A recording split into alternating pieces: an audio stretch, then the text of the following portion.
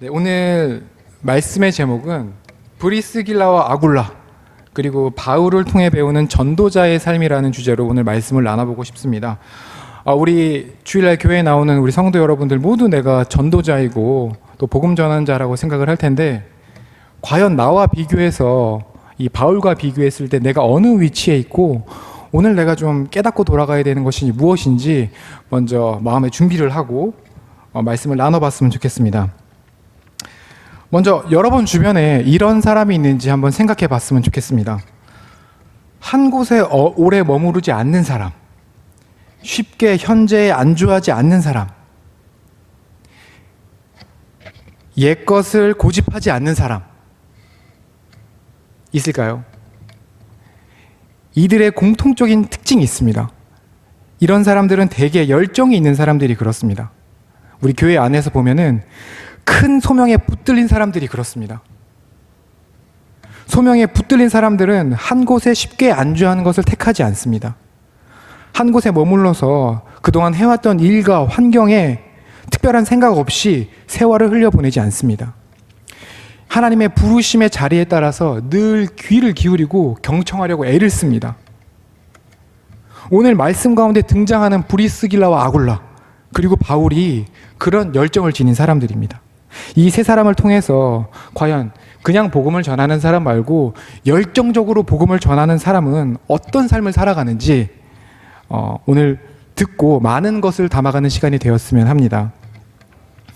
오늘 본문 말씀은 누가를 통해서 사도 바울이 2차 전도 여행을 끝나고 3차 전도 여행을 떠나는 여정의 길을 그려내고 있습니다.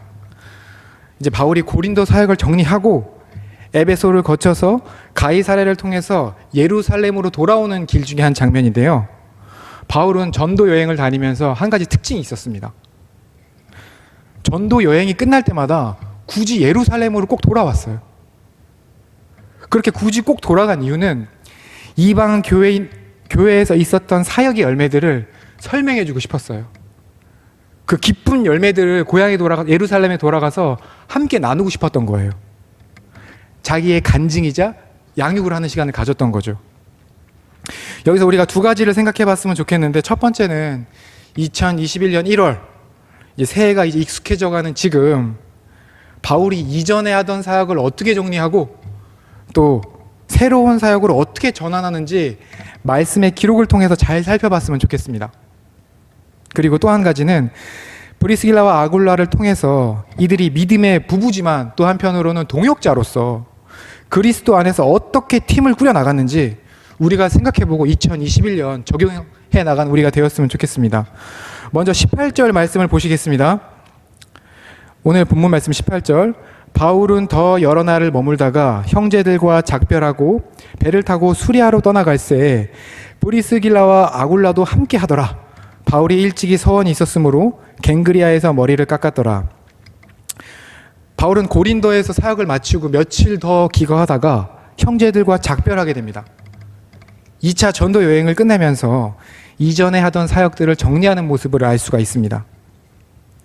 아마 1년 반이나 머물렀다고 성경에 나와 있는데 그 정도 시간이면 사람들과 꽤 정이 많이 들었을 거라고 생각을 합니다. 하지만 바울은 떠납니다. 믿음의 사람들은 정에 묶이지 않는다는 것을 알 수가 있습니다. 정이 많은 사람이 나쁘다는 게 아니고요. 그렇다고 바울이 정이 없어서도 아닙니다. 또 고린도 사람들과 바울이 문제가 있었던 것도 아니에요. 성경의 한 부분을 보면은 오히려 서로 간의 형제라고 표현하며 꽤 친밀한 관계인 것을 알 수가 있습니다. 하지만 그럼에도 바울이 쿨하게 떠날 수 있는 이유는 하나님이 주신 다음 미션 3차 전도 여행이 기다리고 있었기 때문입니다. 2021년 비전 마을이 이제 우리가 하나가 되면서 개편들이 이루어지고 있습니다. 물리적으로 장소가 옮겨지고 또 부서가 옮겨지고 있는 지금인데요. 지금 이 바울의 모습을 기억했으면 좋겠습니다. 바울이 바로 고린도를 붙잡음에도 떠나는 이유는 하나님이 부르셨기 때문이에요. 한간에는 농담처럼 하는 말이지만 부서가 옮겨지고 변화되는 사람한테 이 배신자 이런 말도 들리긴 하는데요. 물론 농담이겠지만은 이 부르심에 따라 서로 헤어지는 것은 결코 배신 같은 저차원적인 이유가 절대 아닙니다. 소명보다 중요한 것이 없고 부르심에 순종하며 나가는 그런 정신이 있었기 때문에 바울은 떠날 수 있었던 것입니다. 아마 바울도 마음 한켠에는 허전하고 섭섭한 마음이 있지 않았을까 그런 생각을 합니다. 우리가 분명한 비전과 열정 가운데 목적에 붙들리면은 헤어지는 게 슬프지 않습니다. 바울이 3차 전도 여행이라는 분명한 목표를 계획하고 소망에 넘쳐 있었던 것처럼 사실 이렇게 목표에 분명히 붙들려 있는 사람은, 오늘 해야 될 것들이 있는 사람은 과거에 있는 어떤 사건들을 현재에 붙들어 놓지 않아요. 또한 이렇게 헤어지고 난 다음에는 새로운 만남이 있겠죠? 비전으로 하나가 된 사람들은 그런 만남은 초면이라고 낯을 가리지 않습니다. 그리스도 안에서 만나면은 분명한 우리가 해야 될 하나의 목표가 있기 때문에 순식간에 마음을 열 수 있고 또 모든 것을 나눌 수 있는 사이가 됩니다. 그러한 모습을 바울과 브리스게와 아골라 부부의 만남을 통해 알 수 있는데요. 먼저 이들이 어떻게 만났는지, 또 만나서 어떻게 하나가 되었는지 말씀을 통해 살펴보겠습니다. 오늘 말씀을 다시 보면 바울은 1년 반이나 한 곳에 머물러 있었고요. 이 기간 동안 이 낯선 곳에서 있을 수 있었던 그런 도움을 받은 가장 큰 이유 중에 하나가 브리스길라와 아굴라 부부의 이 믿음의 부부를 만났기 때문입니다. 브리스길라와 아굴라 부부는 로마 글라우디오 칙령에 따라 로마에서 쫓겨나서 고린도의 장막업으로 돈 벌러 와 있는 상태였어요. 바울도 마찬가지입니다. 드로아에서 북아시아로 전도를 계획을 했는데 여러분 잘 아시는 것처럼 환상을 보며 전도하며 마게도냐로 왔고, 빌립보에서 루디아의 집에 들러서 교회를 세우고, 데살로니가로 가서 베레아와 아덴을 거쳐 고린도로 왔습니다. 결국에는 둘 다 처음에는 장막업 때문에 만나게 된 거예요. 텐트 장사, 천막 장사 때문에. 18장 3절의 말씀에 보면은 생업, 하는 일이 같아서 함께 한 집에 기거하게 됩니다. 그리고 1년 반 사역을 정리하고 바울이 다음 미션을 위해 떠나게 되는데요. 여기서 브리스길라와 아굴라가 같이 가자고 합니다. 이게 쉬운 일일까요? 한번 우리 삶 속에 대입을 해서 생각을 해봤으면 좋겠습니다. 이해가 안 되는 상황입니다. 이 중에 제가 이 부부가 가장 대단하다고 생각하는 부분은, 우리 연애도 해보셨잖아요. 연애하면은 혼자가 혼자의 몸이 아닙니다. 부부는 2명이에요. 남편이나 아내 둘 중에 한 명이라도 이 바울을 의심하거나 좀 미심쩍어 했으면은 같이 갈 수 없었을 거예요. 불가능했을 겁니다. 한 명이라도 틀어졌으면 같이 떠날 수 없었을 겁니다. 이 부부는 그러면 도대체 어떤 부부길래 만난 지 1년 반밖에 되지 않은 바울을 따라서, 심지어 그냥 따라간 게 아니고 하던 사업, 장막 사업까지 정리하면서 이 바울을 따라가야 된다고 결심을 했을까요? 이 부부는 믿음 안에서, 성령 안에서 이미 한 팀이 되어 있었던 거예요. 준비가 되어 있었기 때문입니다. 우리 믿음의 사람들은 어떤 사역 앞에서 어떤 조건 없이도 이렇게 하나가 되는 것을 볼 수가 있습니다. 2021년 우리 비전 마을 식구들도 이렇게 사명 앞에 하나가 되는 우리가 되기를 소망합니다. 브리스길라와 아굴라 부부에 대해 좀 더 살펴보겠습니다. 우선 브리스길라와 아굴라는 부부입니다. 부부는 부끄러울 게 없는 관계입니다. 서로 모든 것을 다 아는 관계입니다. 하지만 이들에게는 세상에서 말하는 부부 이상의 것이 있었습니다. 인간적인 가치에서의 하나됨을 넘어서서 주님이 주신 목표를 함께 바라보는 부부가 되어 있어서 부부 이전에 한 팀이 되어 있었습니다. 그렇다면 주님 안에서도 우리도 결국에는 이런 팀이 되려는 꿈을 꿔야 되잖아요. 이런 팀이 되려면 어떤 조건을 갖추어야 한 팀이 될 수 있을까요? 오스본이라는 공동체 연구학자 목사님은 이 팀을 알파벳별로 이렇게 풀이했습니다. 그리스도 안에서의 팀이란 TEAM이죠. T, 트러스트, 트루스, 진리 속에서 팀이 하나가 돼야 된다는 거예요. 목표가 어떤 물질이나 서로 간의 이해관계를 통해서 맺어진 것은 이런 진리 안에 한 팀이라고 볼 수가 없다고 합니다. 성령으로, 말씀으로 양육된 팀만이 진리 안에 하나가 될 수가 있습니다. 트루스, 진리 안에서 묶여야 되고요. 두 번째, eternity, 영원한 것입니다. 영원을 바라보는 사이. 우리도 사역하다 보면, 아니 사역이 아니라 세상 일로 으쌰으쌰 했다가 뭐 작은 거 하나만 틀어줘도 안 해 그러고 때려치는 사람들이 있잖아요. 이런 얄팍하고 간사한 것이 아닙니다. 죽음이 갈라놓지 않는 한 설사 내가 죽는 한이 있어도 그 영원을 사모하는 것을 포기하지 않는 것, 그런 사이를 팀이라고 합니다. 여기서 영원히 변치 않고 사모할 수 있는 것은 예수님 말씀밖에 없죠. 세 번째는 availability, 열려있는 부부라는 거예요. 상황에 따라서 유연하게 대처하는 부부. 부부지간에는 너무 좋은데, 그 둘 사이는 너무 좋은데 외부에는 차단된 사람들이 있어요. 또 악한 부부가 있습니다. 성경의 대표 예로 아합과 이세벨 부부가 있어요. 이 두 부부는 어떤 의미에선 찰떡궁합인데 좋은 일로 뭉친 게 아니에요. 나쁜 일 하는 데 있어서 1등으로 뭉친 부부입니다. 그런 부정적인 의미의 하나된 부부를 말하는 게 아니고요. 이웃들에게 마음과 생각이 유연하게 열려있는 사람, 필요와 아픔에 따라서 마음과 생활이 열려있는, 나눌 수 있는 그런 공동체를 이야기하는 것입니다. 이 유연성이 있을 때 하나님의 목적에 따른 팀이 될 수 있는 것입니다. 마지막으로 네 번째, M, T-E-A-M의 M, ministry. ministry, 선교. 부부라고 하면은 함께 사는 것만이 목적이 아니잖아요. 또 아이 낳는 게 또 최우선이 아니잖아요. 이 하나님께 새로운 소명을 발견한 팀, 이 부부는 그 소명을 따라서 따로가 아닌 함께 소명을 받고 또 함께 갈 수 있는, 함께 선교할 수 있는 그런 동역자가 됐을 때 그리스도 안에서의 또 팀이라고 합니다. 브리스길라와 아굴라는 부부였지만 이미 그런 한 팀이었던 거예요.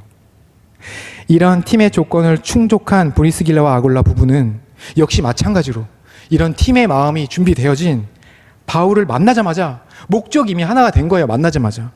그렇기 때문에 한 가지 목적으로 한 팀이 될 수 있었습니다. 그래서 바로 믿음이 하나가 되니까는 같이 살 수 있게 되고 모든 것을 뒤로 하고 함께 떠날 수 있었던 것입니다. 이들은 같이 본격적으로 가는 곳마다 하는 일마다 교회를 세우기 시작합니다. 이때 이들은 개인 공간을 내어놓기 시작합니다. 각 가정집들을 활용하기 시작해요. 우리가 알고 있는 집의 용도라고 하면은 우리 집에서 뭘 하죠? 밥 먹고 쉬고 자고 어떤 개인이 쉴 수 있는 그런 용도가 보편적인 집의 의미잖아요. 근데 오늘 사도행전 18장에 나오는 집은, 여기서 말하는 그리스도의 집은 용도가 조금 다릅니다. 나만 사용하고 우리만 사용하는 게 아니고요. 이 부분은 사람을 환대하고 사람을 접대하는데 그런 장소로 사용을 하고 있습니다. 말씀을 보겠습니다. 18장 26절 말씀에 보면, 그가 회당에서 담대히 말하기 시작하거늘 브리스길라와 아굴라가 듣고 데려다가 하나님의 도를 더 정확하게 풀어 이르더라. 아볼로 이야기를 조금 있다가 다시 한번 하겠지만은 여기서 먼저 아볼로라는 사람이 등장합니다. 이는 에베소 교회의 지금으로 치면은 한 교회의 목사님인 거예요. 아볼로 목사님. 그런데 브리스길라와 아굴라 부부가 가만히 이 사람 설교를 듣다 보니 뭔가 설교에 문제가 있는 걸 발견해요. 부부는 아볼로를 정중하게 초청해서 그리스도의 도를 설명해 주는데, 이런 일을 행하는 장소를 가정집을 내어주어서 가정집을 오픈하는 모습을 보여줍니다. 여기서 우리가 두 가지 모습을 생각해 봤으면 좋겠습니다. 첫 번째는 이제 내가 아는 것과 다르다고, 앞에서 설교하는 사람이 내가 아는 것과 다른 걸 얘기했어요. 그렇다고 싸우거나 대립을 하는 게 아니라 이분을 정중하게 모시는 모습을, 인격이 완성된 모습을 볼 수 있습니다. 우리도 공부한 거죠. MD 하는 모습과 비슷한 것 같습니다. 우리가 새로운 사역을 시작하고 밖에서도 어떤 새로운 일을 시작을 할 때 경험이 많은 사람과 하는 게 좋습니다. 근데 문제가 있습니다. 경험이 많은 사람, 아는 게 많은 사람들은 또 설명하고 싶은 게 많아요. 이런 사람들이 만나면은 시작은 하나의 목적으로 시작하지만은 서로 과거 이야기하다 넘어가요. 서로 비판하다 끝나요. 그리고 이런 궁극적인 목표는 사라지고 서로에 대한 평가만 남고 비판만 하다 끝납니다. 근데 여기서 이 부부는, 이 성숙한 부부는 그러지 않았어요. 분명한 목표를 잊지 않았습니다. 부부 자신을 드러내려고 했던 것이 아닙니다.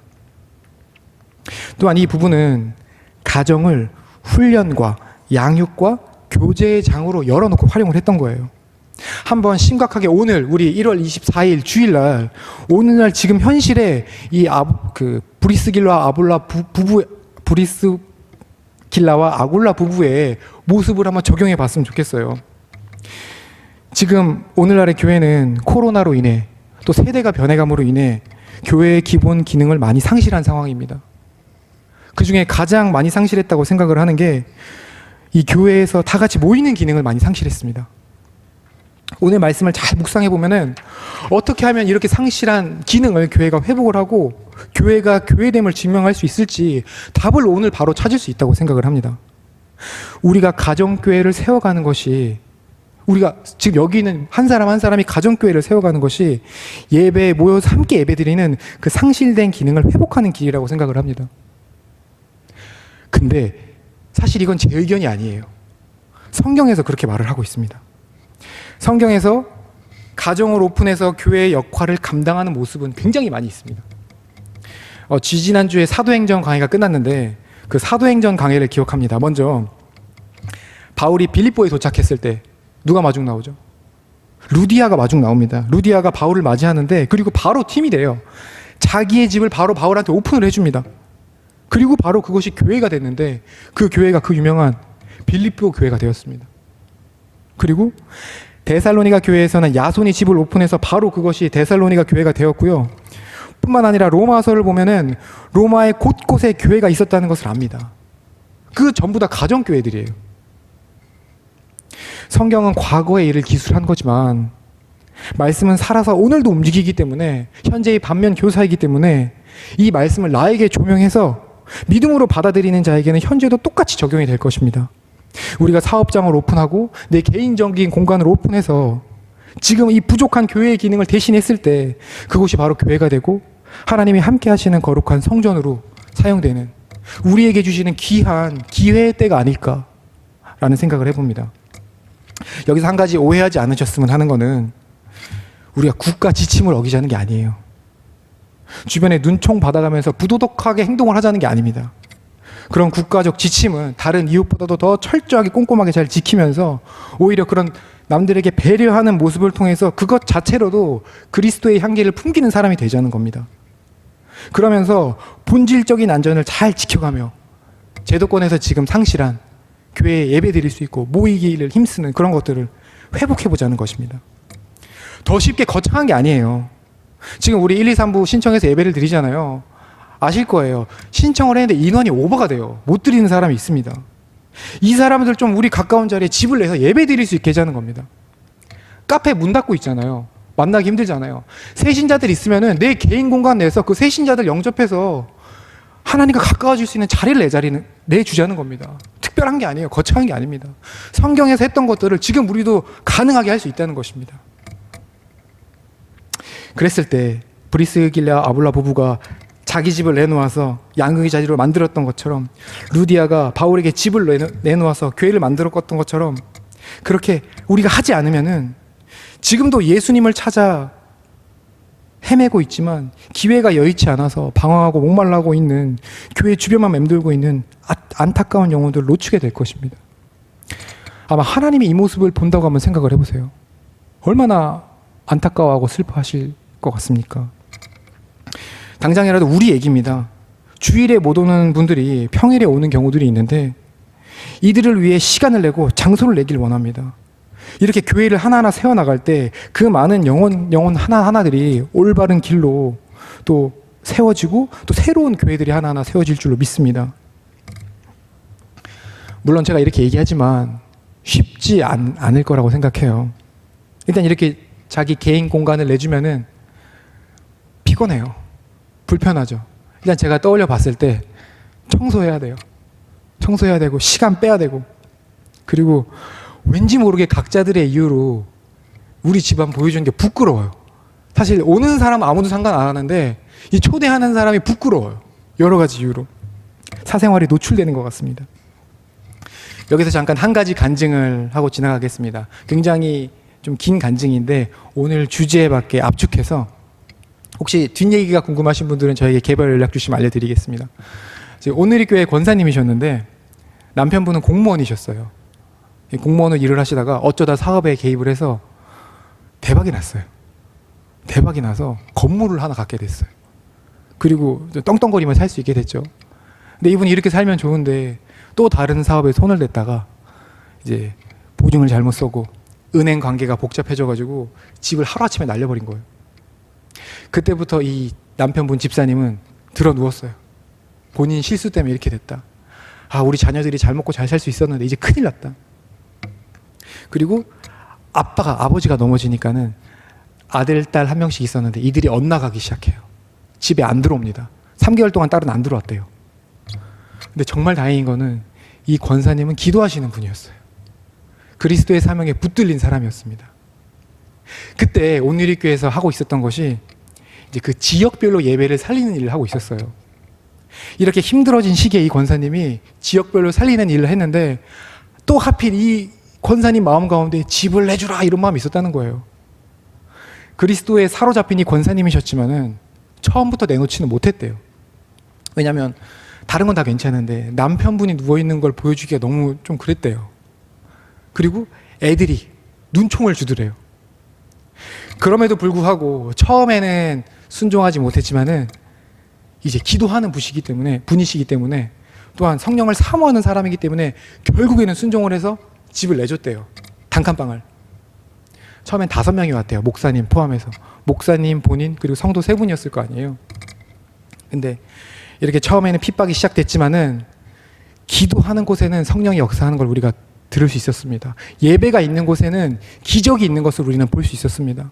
이 권사님 기도 제목부터 바뀐 거예요. 전에는 남편이 일어나게 해주세요. 우리 여기가 좀 가정이 회복되게 해주세요. 이런 기도를 하다가 이제 부흥이 되니까는 하나님 이 좁은 공간에서 예배 드릴 수 없어요. 이 예배가 끊기지 않게 해주세요. 이런 기도를 하기 시작을 했대요. 그러다 5명이 10명이 되고 12명이 되던 때 저는 이게 제일 기억이 남아요. 그 남편분이 일어나서 조용히 귓속말로 이랬대요. 내일 몇 분이나 오셔. 내일은 내가 과일 좀 사올까? 이런 얘기를 했대요. 여기서부터 급속히 기적이 일어났다고 합니다.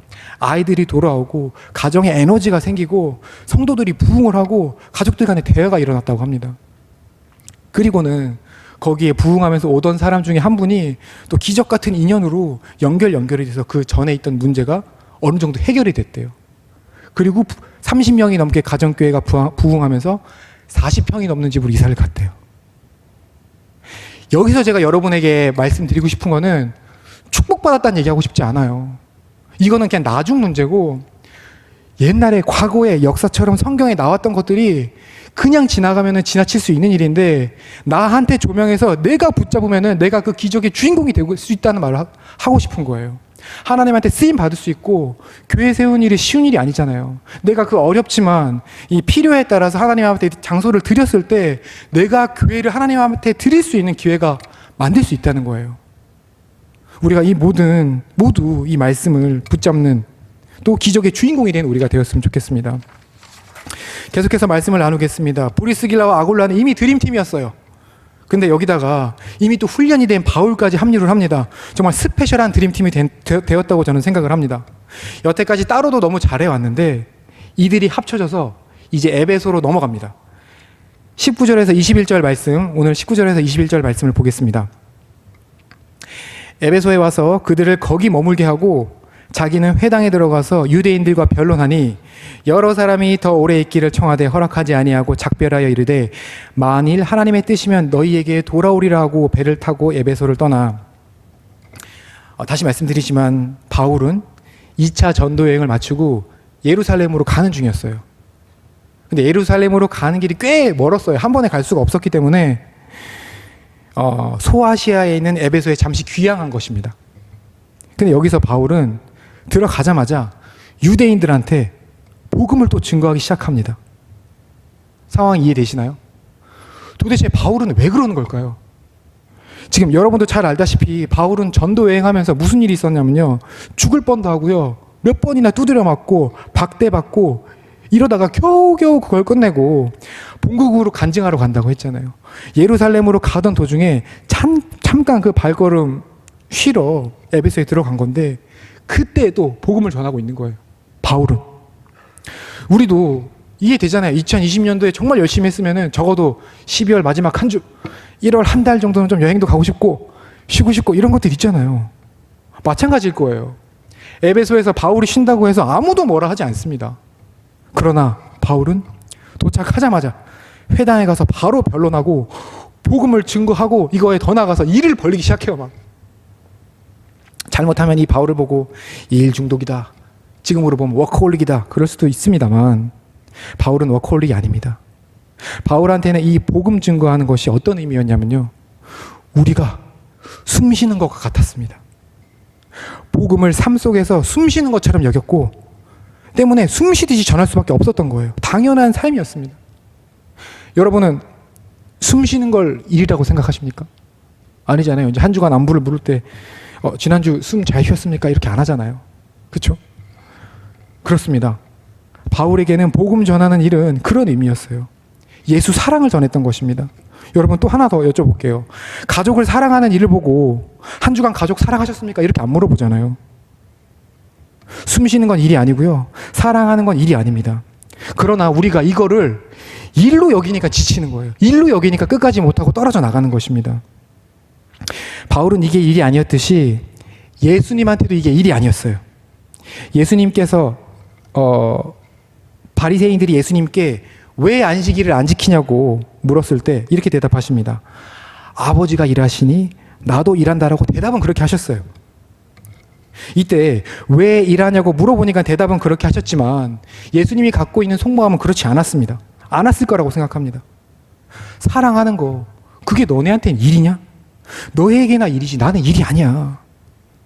성경에 이렇게 나와 있진 않았지만 이렇게 말씀하셨을 것 같아요.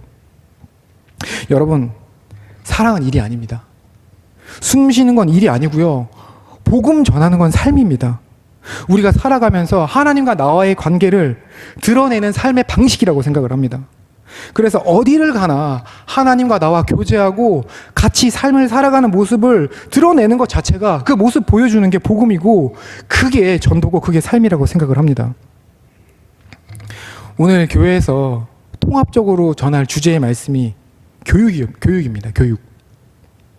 제가 생각하는 중요한 교육은, 지금 이 시대의 중요한 교육은 1차적으로 말씀을 양육하고 이런 교육도 너무너무 중요하지만 기본 베이스가 되지만은 제가 오늘 전하고 싶은 교육은 마태복음 5장 16절 말씀의 교육입니다. 마태복음 5장 16절 말씀 제가 읽겠습니다. 이같이 너희 빛을 사람 앞에 비치게 하여 그들로 너희 착한 행실을 보고 하늘에 계신 너희 아버지께 영광을 돌리게 하라. 이 말씀처럼 우리 삶을, 하나님과의 관계를 드러냄을 통해서 우리 삶 속에서 본을 보여서 우리 모습에서 교훈과 교육을 하는 게 지금 우리 시대에 가장 필요한 모습 중 하나가 아닐까 생각을 합니다. 복음은 생명이고 빛이고 능력입니다. 우리의 삶을 통해서 그런 능력을 발휘하는 우리 비전 마을이 되길 원합니다. 계속해서 브리스길라와 아굴라 부부는 외관상은 사역자의 길이었을지 모르겠지만은 그 내부적으로는 그렇지 않았습니다. 지금 우리 얘기로 전임 사역자, 파트타임, 풀타임 이런 얘기가 아니고요, 구분이 안 돼요. 그들은 무엇을 하든 일을 하든 숨을 쉬든 호흡을 하든 목적 자체가 전도자의 삶을 살아갔습니다. 새롭게 일을 할 때도 돈을 벌기 위해서 하는 게 아니고요, 주님의 통로로 감당을 하기 위해 그런 목적을 삼았습니다. 어떻게 보면 아까 그들의 직업으로 소개했던 장막 만드는 일, 그게 부업이었어요. 물론 부업도 중요합니다. 세상 일도 중요해요. 내게 맡겨진 일도 주님 대하듯이 충실해야 되는 게 맞습니다. 돈도 잘 벌어야 합니다. 중요하지 않다는 게 아니고요, 다만 그런 부업들로 인해서 메인 사역이 멀어져서는 안 됩니다. 그런 부업들은 하나님 나라 확장에 사용될 도구로 여겼으면 좋겠습니다.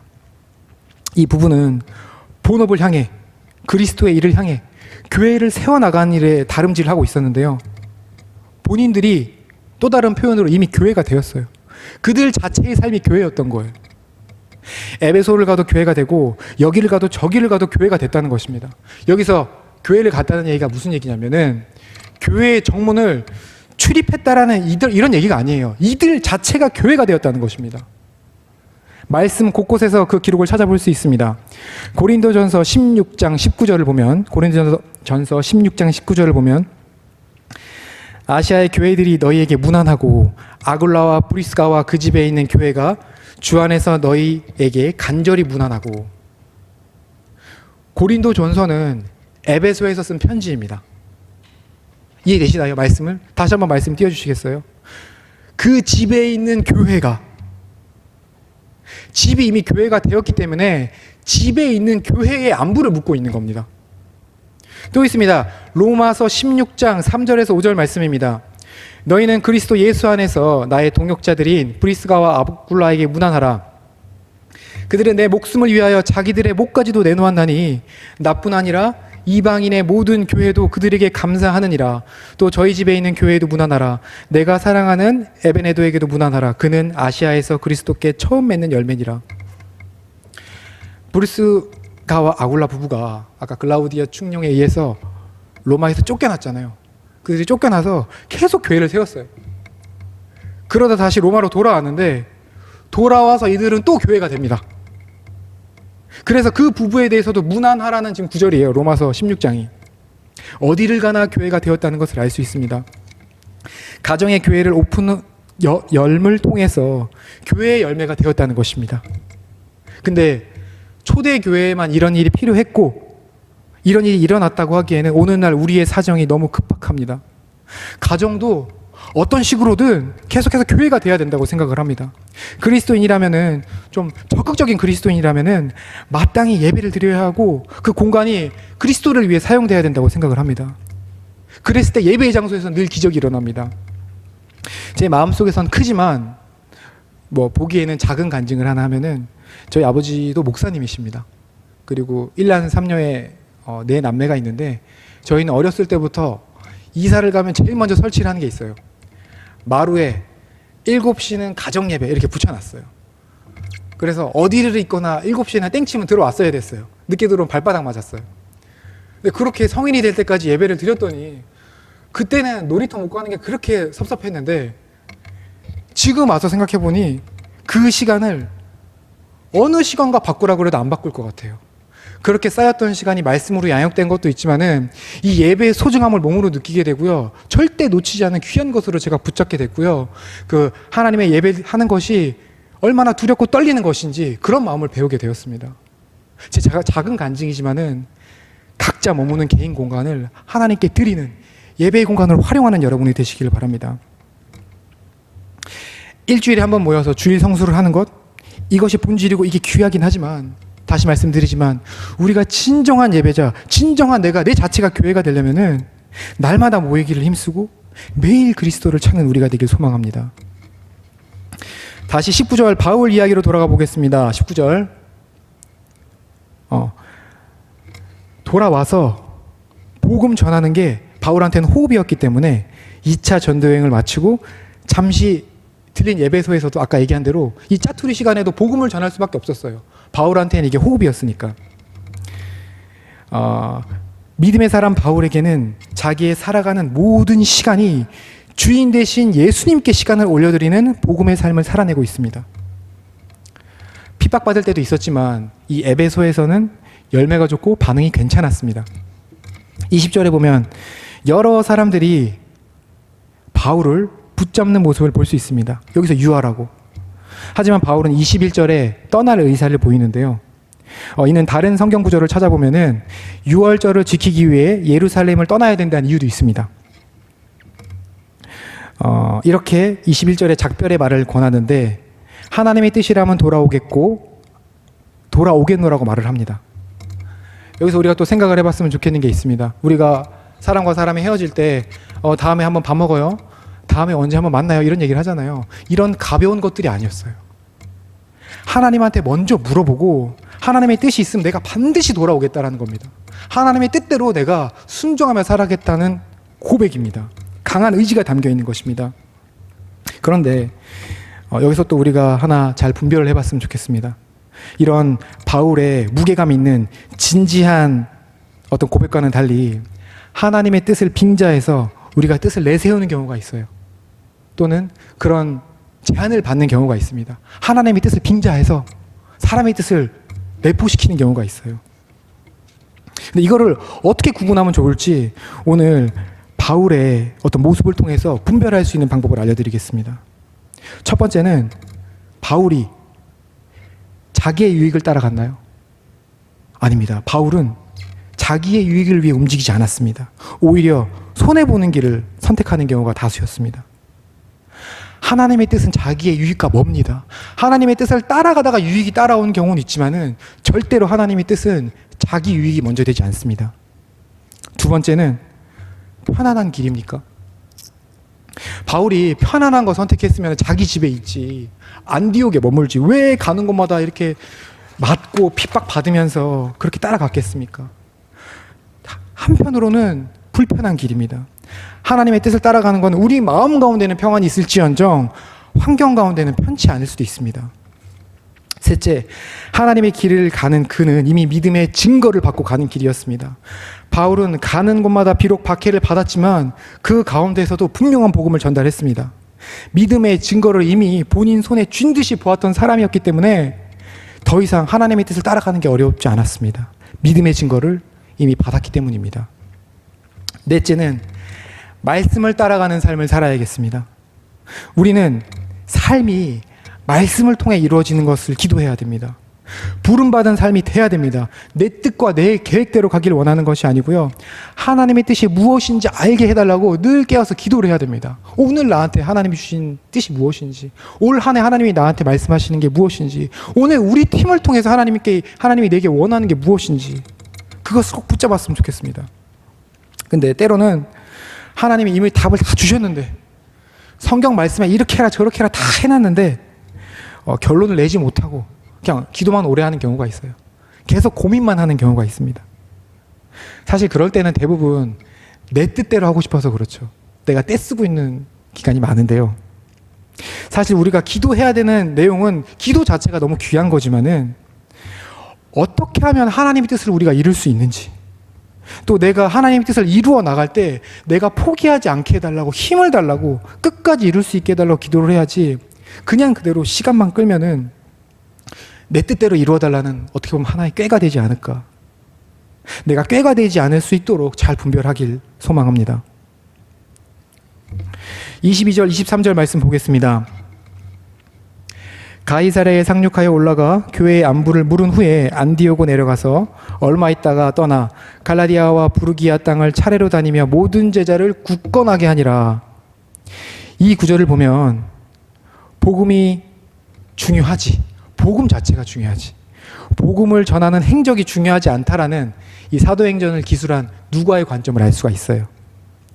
아니, 바울 입장에서 보면 섭섭할 수도 있어요. 2차 전도여행에 몇 번이나 죽을 뻔하고 이제 그 불같은 마음으로 3차 전도여행을 떠나는데 한 줄로 3차 전도여행 안디옥으로 떠났더라 그러고 설명하고 끝나버립니다. 하지만 이 대목에서 우리는 가슴이 뜨거워졌으면 좋겠습니다. 이 바울이 얼마나 됐다고 다시 떠납니까? 열정이 있기 때문에, 가슴에 불이 있기 때문에 바울은 떠나는 것입니다. 열정이라는 영어 단어 enthusiasm이라는 단어가 있는데요. 이 단어는 헬라어 enthusiasmos에서 나온 단어입니다. 엔테오스, 이것은 in God이라는 뜻입니다. 하나님 안에서라는 뜻이에요. 이 헬라어 원문에서 나온 단어에서 보듯이 진정한 열정은 하나님 안에서만 나온다는 것을 알 수 있습니다. 세상에서는 이 하나님 안에 거할 때 때로는 뭐 예수쟁이다, 신들렸다 이렇게 표현할 수 있겠지만은 하나님 안에 있을 때 하나님이 주시는 열정이 우리 가슴을 뜨겁게 할 줄로 믿습니다. 그게 진짜 열정입니다. 세상에서 말하는 탐욕과 정욕은 진짜 열정이 아니라고 생각을 합니다. In God, 하나님 안에 있는 것, 그리스도 안에 있는 것, 말씀 안에 있는 것, 이것이 이럴 때 주님이 우리에게 열정을 부어주신다고 생각을 합니다. 그렇기 때문에 이러한 열정이 있는 바울은 머무르지 않았습니다. 복음으로 이끄르는 발걸음대로 따라가게 됩니다. 갈라디아와 부르기아의 땅을 또 차례로 밟아가면서 무엇 때문에 이 길을 또 가게 되냐라는 질문에 3차 전도 여행의 목적이 기록되어 있습니다. 23절 말씀 보겠습니다. 얼마 있다가 떠나 갈라디아와 부르기아 땅을 차례로 다니며 모든 제자를 굳건하게 하니라. 모든 제자를 굳건하게 하기 위해서 3차 전도 여행을 간 것입니다. 1차, 2차 전도 여행이 교회를 세우고 복음을 전하기 위한 목표가 있었다면은 3차 전도 여행은 이렇게 세워진 교회들, 아시아 곳곳, 마게도냐, 아가야 지방에 태어난 교회들을 다시 한번 굳건하게 세우기 위해서 떠난 것이었습니다. 1, 2차 전도의 전도가 목표였다면 1, 2차 전도 여행이 3차 전도 여행의 목적은 양육에 있었던 것입니다. 양육이란 무엇일까요? 성경에서 말하는 양육이란 다시 한번 굳건하게 세우는 것이라고 말씀하고 있습니다. 제자를 굳건하게 세우는 것. 이 사도행전을 기술한 누가는 이때부터 제자라는 표현에 집중을 하고 있어요. 이해되시나요? 이제까지 1, 2차 전도 여행을 통해 세워진 성도와 교회의 표현을 넘어서 이제 교회 공동체에서 3차 전도 여행에서는 제자 공동체를 더 중요시하게 된 거예요. 그리스도의 말씀으로 굳건하게 세우는 일을 하고 있다는 거예요. 이렇게 굳건하게 세워진 사람은, 자기 스스로를 굳건하게 세운 사람은 다른 사람을 또한 굳건하게 세울 수가 있습니다. 그러면 또 굳건하게 세워진다는 게 무슨 말인지 나눠보길 원합니다.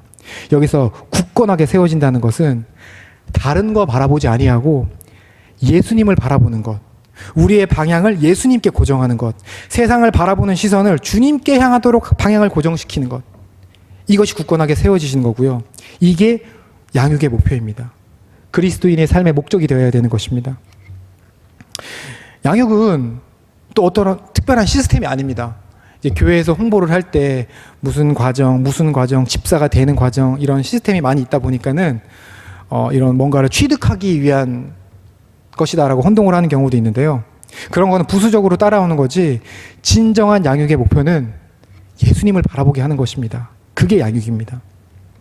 제자를 굳건하게 하는 일, 그 한 가지 목표를 가지고 바울은 다시 한번 3차 전도여행을 떠나는 것입니다. 바울은 여전히 가슴이 뜨거웠습니다. 가서 다시 저들을 다시 만나보리라 그렇게 얘기를 하면서 저들이 혹시 믿음으로 흔들리진 않았는지, 흔들렸다면은 그들을 바로 다시 잡기 위해서 뜨거웠던 것입니다.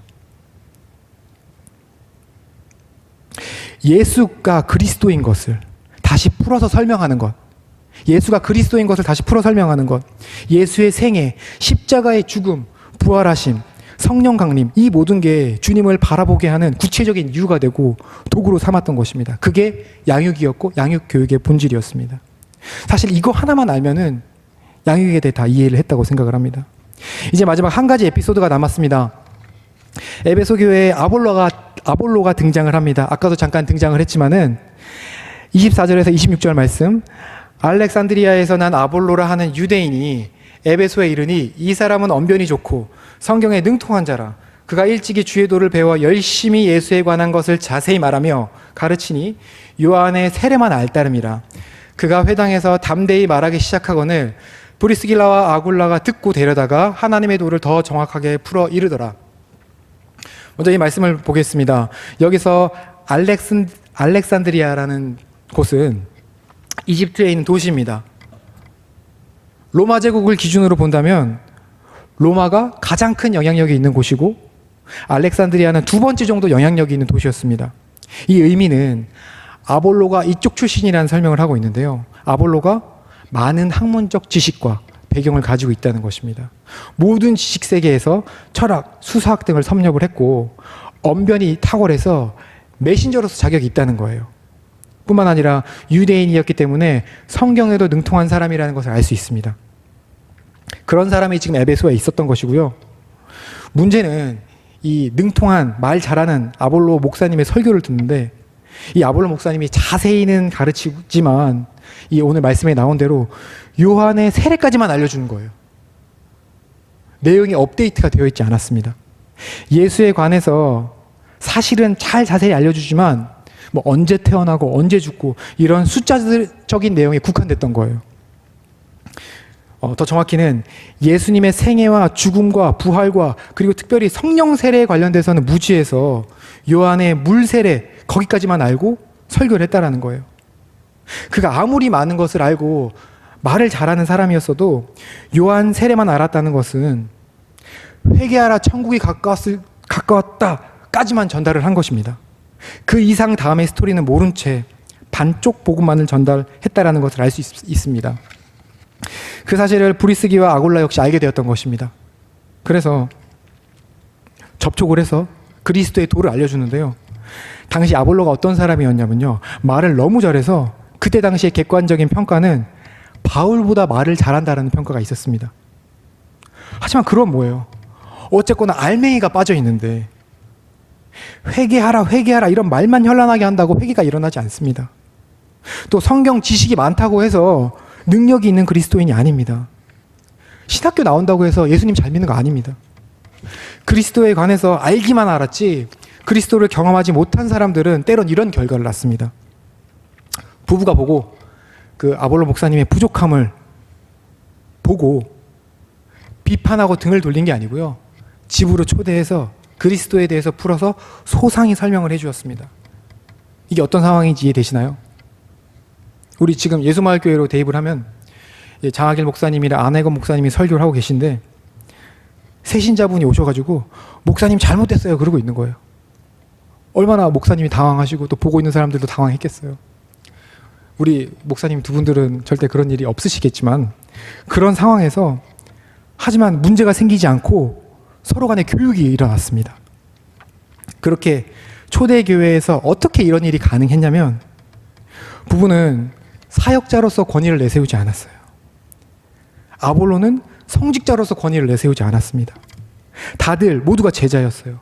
모두가 제자였습니다. 오직 예수님 한 분만이 스승이고 예수님만 따라가는 삶을 살았기 때문에 제자들끼리는 서로가 가르치고 서로가 배울 수 있는 그런 초대교회 분위기가 나올 수 있었던 것입니다. 여기서 또 오늘 간절히 하나 메시지를 전달하고 싶습니다.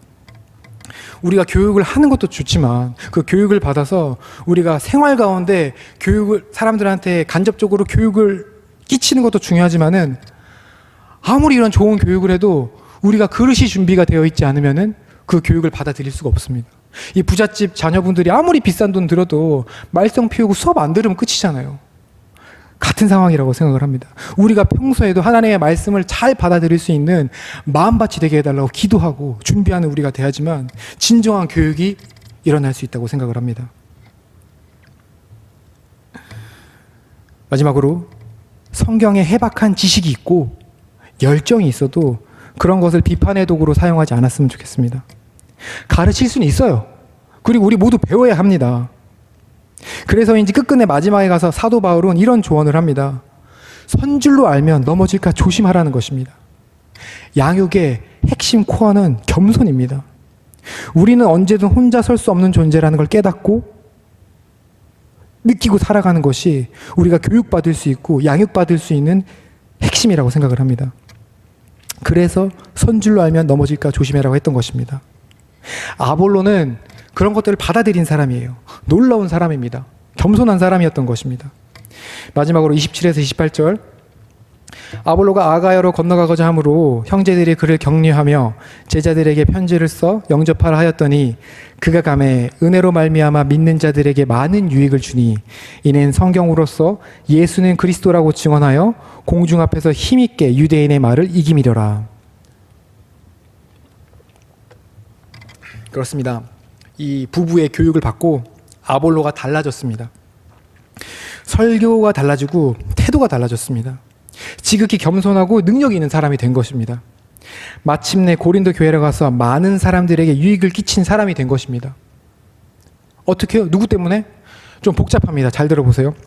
하나님이 바울을 통해서 복음을 또 들은 브리스길라와 아굴라 부부를 통해서 다시 복음을 확인한 아볼로를 통해서 그는 곳곳에 성령을 맺게 하는 영향을 끼치는 사람으로 된 것입니다. 그리스도의 삶은 두 가지라는 걸 다시 한번 정리하겠습니다. 복음을 전하는 일, 또 그 복음을 굳건하게 세워나가는 일. 근데 여기서 문제가 하나 생겼습니다. 이제 아볼로가 잘 세워진 것까지는 좋은데 파가 나뉘었습니다. 당대에는 바울이 최고인 줄 알았는데 아볼로를 최고로 평가하는 사람들이 나오기 시작했습니다. 아볼로 팬덤이 생긴 것이었습니다. 우리가 여기서 주의할 게 우리가 하나님을 열심히 하다 보면은 우리가 하나님께 부르짖어 기도하면 우리를 들어 사용하십니다. 분명히 들어 사용하십니다. 근데 하나님이 탁월하게 사용하는 사람은 우리가 충분히 조심히 해야 될 필요가 있습니다. 여기 바울과 아볼로의 사건처럼 분란이 생길 수도 있습니다. 이 문제를 어떻게 해야 하나? 아볼로가 뛰어나서 훌륭한 리더자가 한 명 나온 건 좋은데 바울과 아볼로가 파가 나뉘어져서 이 방치할 수 없는 상황을 어떻게 해야 되나 바울은 고민하다가 문제를 이렇게 해결했습니다. 고린도전서 1장 12절에서 13절입니다. 내가 이것을 말하거니와 너희가 각각 이르되 나는 바울에게 나는 아볼로에게 나는 게바에게 나는 그리스도에게 속한 자라 한다는 것이니 그리스도께서 어찌 나뉘었느냐 바울이 너희를 위하여 십자가에 못 박혔으며 바울의 이름으로 너희가 세례를 받았느냐. 그리스도 때문에 나눠지는 경우는 없다는 말을 하고 계십니다. 어떤 한 명의 특별한 설교자, 어떤 한 명의 사용자 때문에 우리가 연합됐으면 연합됐지 이걸로 분열될 일이 없다라는 것. 따로 교회 중심이 아닌, 말씀 중심이 아닌 어떤 세상의 어떤 것으로 인해 팬덤이 생기는 것을 경계하라는 것입니다. 사도 바울은 또 고린도전서 3장 6절에서 7절에 이렇게 얘기를 합니다. 나는 심었고 아볼로는 물을 주었고 오직 하나님께서 자라나게 하셨나니 그런즉 심는 이와 물 주는 이는 아무것도 아니로되 오직 자라게 하시는 이는 하나님뿐이니라. 심고 물 주는 건 아볼로와 그리고 바울 자신은 아무것도 아니고 오직 하나님만 드러내는 답을 찾아낸 것입니다. 관점이 달랐어요. 바울은 아볼로가 인기 관리하는 게 아니라는 거 알았어요. 그리고 성도들이 그렇게 문제를 발생시키라는 것도 알았습니다. 그래서 이런 답을 찾았던 거예요. 각자 역할이 다르다는 것도 알았고 그 다른 역할에 따른 상급도 다르다는 것을 알았습니다. 무엇보다도 오직 잘하게 하시는 이는 하나님 한 분의 권한이라는 것을 알고 인정하고 영광을 돌렸던 것입니다. 하나님이 사용하는 사람은 2021년도 우리 하나님이 다 들어 사용하실 텐데 내가 영광 받는 것을 조심해야 됩니다. 내가 나오는 순간, 내가 드러나는 순간 그때부터는 멸망의 길로 가는 지름길이라고 생각합니다. 그럴수록 주님을 더 드러내고 하나님을 영광스럽게 해야 된다는 것을 놓치지 않기를 바랍니다. 바울이 그렇게 했기 때문에 3차 전도 여행까지 많은 교회를 세울 수 있었던 것입니다. 한 개인이 교회의 영광을 가리지 않길 바라고요. 우리의 헌신이 비전 마을이 예수 마을 교회가 또한 예수님을 가리지 않기를 원합니다. 한 주간 오늘 말씀을 기억하면서 누군가를 세우고 돌아오는 우리가 되길 원합니다. 또 한편으로는 우리가 힘들고 지치면 다시 여기 와서 일으켜 세움을 받고 다시 한번 나가는 우리가 되길 원합니다. 주님이 말씀하실 때 그 말씀이 우선이 되어서 교육받는 우리가 되길 원합니다. 이 시간 우리 결단 찬양으로 주님 말씀하시면 다 같이 찬양하겠습니다.